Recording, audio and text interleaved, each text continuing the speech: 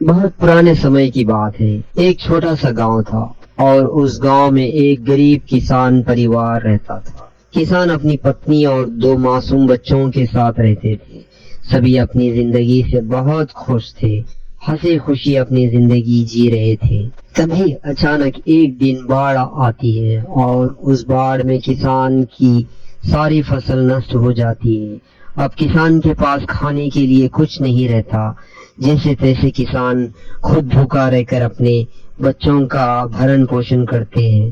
तभी एक दिन उसके पास सारी वस्तुएं समाप्त हो जाती है और बच्चे खाने के लिए जिद करते हैं। उसकी पत्नी अपने बच्चों को एक कमरे में बैठाकर पत्थर उबालने लगती है। तभी वो किसान आता है और बोलता है, अरे घर में तो खाने के लिए कुछ भी नहीं था, ये क्या उबाल रही हो? फिर उसकी पत्नी बोलती है, पत्थर उबाल रही हूँ, कुछ बन रहा है ऐसा सोचकर बच्चे इंतजार करते करते सो जाएंगे। आज की रात तो कट ही जाएगी, कल क्या होगा भगवान ही जाने। ऐसा सुनकर किसान रोने लग जाता है और कहता है, ठीक है, मैं पानी लेकर आता हूँ। रास्ते में खाने लायक कोई भी वस्तु या पौधा मिलेगा तो मैं खाने के लिए ले आऊंगा। ऐसा कहकर वो पानी लेने चला जाता है। इधर आज परीलोक में सौंदर्य परी की जन्मदिन का जश्न मना रहे होते हैं। तभी परी माँ बोलती है, हे सौंदर्य परी, आज आपका जन्मदिन है। आज आपकी जिंदगी का बहुत ही सबसे खूबसूरत और अच्छा दिन है। इस मौके पर आप धरती लोक जाइए और वहाँ के गरीब इंसानों की मदद करके आइए। फिर सौंदर्य परी माँ से आज्ञा लेकर धरती लोक चली जाती है। फिर कुछ समय बाद सौंदर्य परी धरती लोक पहुंच जाती है और वहां अपनी जादुई छड़ी से दो जादुई पेड़ धरती पर उगा देती है और दोनों पेड़ों से बोलती है, हे वृक्ष, तुम्हारी शरण में जो भी गरीब आएगा तुम उसे खाने के लिए फल और पैसे देकर उनकी गरीबी को दूर करना, ये तुम्हारी जिम्मेदारी है। ऐसा कहकर सौंदर्य परी दोबारा परीलोक वापस चली जाती है। वहीं दूसरी तरफ किसान पानी लेकर वापस आ रहा होता है। तभी अचानक उसे वो दोनों पेड़ दिखाई देते हैं। किसान वो दोनों पेड़ों को देखकर सोचता है, अरे इन पेड़ों को तो मैंने जाते वक्त नहीं देखा था, फिर अचानक ये पेड़ कहाँ से आ गए? ये दोनों पेड़ तो बहुत सूखे लग रहे हैं। चलो मैं दोनों को थोड़ा थोड़ा पानी दे देता हूँ, जिससे इनमें थोड़ी बहुत जान आ जाएगी। ऐसा कहकर किसान दोनों पौधों को थोड़ा थोड़ा पानी दे देता है। तभी अचानक एक पेड़ पर कई प्रकार के फल लग जाते हैं और दूसरे पेड़ पर बहुत सारे पैसे लग जाते हैं। किसान ये देखकर चौंक जाता है। फिर एक पेड़ कहता है, तुमने हमें पानी दिए, इसलिए तुम्हारा बहुत बहुत धन्यवाद। हम तुम्हारे इस सेवा से बहुत खुश हुए। तुम बहुत ही अच्छे इंसान हो। हम सब जानते हैं तुम्हारे बच्चे और पत्नी बहुत भूखे हैं और तुम्हारी पत्नी पत्थर उबाल रही है। ये मनुष्य तुम चाहो तो फल भी ले जा सकते हो और तुम चाहो तो पैसा भी ले जा सकते हो। तुम्हें जो चाहिए वो ले जाओ। तभी किसान बोलता है, हे वृक्ष महाराज, आप अवश्य ही कोई जादुई पेड़ है जो भगवान के द्वारा भेजे गए हैं। फिर ऐसा कहकर किसान अपने बच्चों और पत्नी के खाने के लिए पेड़ से कुछ फल तोड़ लेता है और दूसरे पेड़ से भी थोड़े पैसे तोड़ लेता है। तभी एक पेड़ बोलता है, हे किसान, तुमने तो बहुत ही कम फल और कम पैसे लिए हैं। तुम चाहो तो और भी ले जा सकते हो। तभी किसान बोलता है, हे पेड़ महाराज, मुझे बस इतनी ही जरूरत थी। ये फल मैंने अपने बच्चों के लिए हैं और ये पैसे मैंने इसलिए लिए हैं ताकि जब गांव में काम आ जाएगा तब तक ये चल जाएंगे। उसके बाद मैं अपनी मेहनत से काम करूंगा और कमा लूंगा। किसान की ये बातें सुनकर पेड़ बहुत ही खुश हो जाता है और फिर कहता है, हे किसान, तुम बहुत ही नेक दिल और ईमानदार इंसान हो। यदि तुम अभी लालच में आकर और ज्यादा पैसे तोड़ते तो तुम अभी राख के पुतले में बदल जाते। क्योंकि ये पेड़ सिर्फ गरीब और जरूरतमंदों के लिए है। फिर भी अगर तुम्हें भविष्य में पैसों की जरूरत हो या फल की भी जरूरत हो तो निसंकोच यहाँ वापस आकर फल और पैसे ले जा सकते हो। पेड़ की ये बातें सुनने के बाद किसान पेड़ से आज्ञा लेकर अपने घर की ओर चला जाता है और जैसे ही वो अपने घर पहुंचता है उसके पत्नी और बच्चे उसे देखकर बहुत ही खुश हो जाते हैं। किसान फलों को अपने बच्चों को खिलाता है और वे बच्चे बहुत ही खुश हो जाते हैं और अपने पिताजी को बड़े प्यार से गले लगा लेते हैं।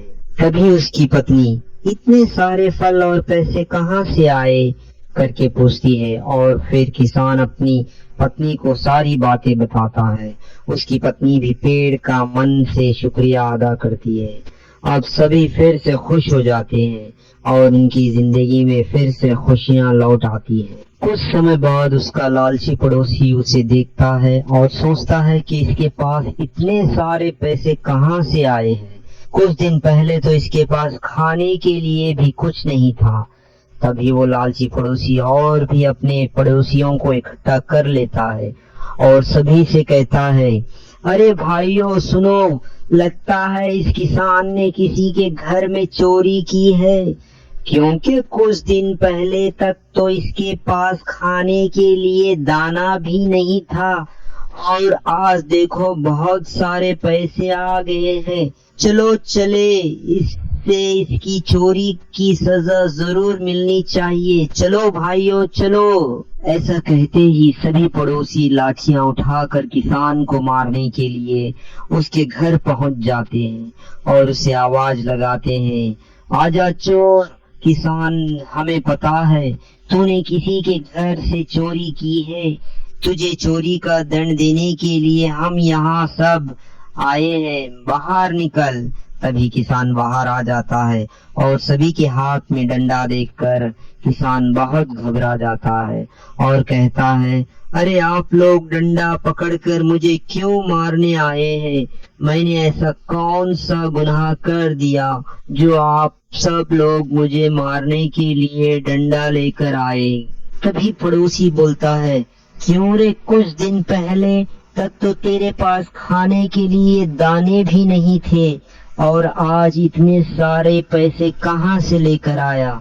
जरूर तुमने किसी के घर चोरी की है, जल्दी बता किसके घर में चोरी की है? किसान बहुत डर जाता है और कहता है, नहीं, मैंने किसी के घर चोरी नहीं की है, कृपया मुझे छोड़ दीजिए। तभी पड़ोसी गुस्से से बोलता है, तू ऐसे नहीं आएगा, आज हम सब तेरी चोरी की सजा जरूर देंगे। आज हम तुम्हें मार मार कर यहीं मार डालेंगे। किसान डरते हुए कहता है, मैंने किसी के घर में चोरी नहीं की है, ये पैसे तो मुझे एक जादुई पेड़ ने दिए हैं। पड़ोसी बोलता, अच्छा क्यों रे, अब चोरी के साथ झूठ भी बोलने लगा? अगर ऐसी बात है तो चल दिखा हमें वो जादुई पेड़ कहाँ है। फिर किसान उन सभी को लेकर जादुई पेड़ के पास पहुंच जाता है। फिर पेड़ से प्रार्थना करने लगता है और कहता है कि हे पेड़ महाराज, कुछ लोग मेरे ऊपर का कलंक लगा रहे हैं, कृपया करके उन्हें बताइए कि मैंने चोरी नहीं की है, ये पैसे आपने ही दिए हैं मुझे।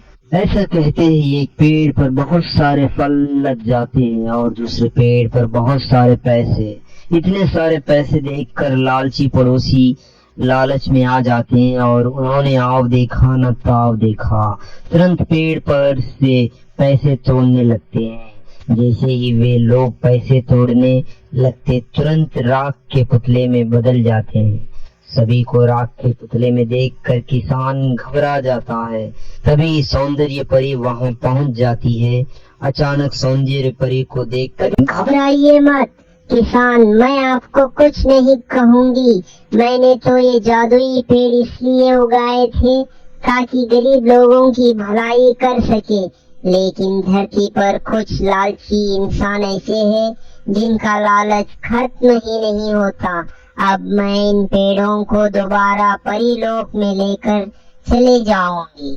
तभी किसान बोलता है, हे परी, आप चाहे तो ये पेड़ ले जा सकते हैं, लेकिन पेड़ ले जाने से पहले जो इंसान राख के पुतले में बदल गए हैं, कृपया करके उन्हें वापस सही कर दीजिए, ताकि उनके परिवार के बच्चे और पत्नी भूखे ना मरे।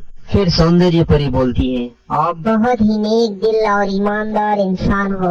आपकी इस ईमानदारी और नेक दिल को देखकर हम बहुत प्रसन्न हुए हैं। ठीक है, हम इन्हें ठीक कर देते हैं। ऐसा कहते ही परी अपनी जादुई छड़ी से किसान के पड़ोसियों को ठीक कर देती है और फिर पड़ोसी सौंदर्य परी से माफी मांगते हैं। हमें अपनी गलती का पछतावा हो रहा है। फिर परी बोलती है, दोबारा ऐसी लालच कभी मत करना, क्योंकि लालची इंसान खुद अपनी लालच में मर जाता है। इतना कहते ही सौंदर्य परी अपने पेड़ों को लेकर उड़ जाती है। फिर कुछ समय बाद पड़ोसियां सभी मिलकर उस किसान के सामने हाथ जोड़कर माफी मांगने लगते हैं और अपने अपने घर वापस चले जाते हैं।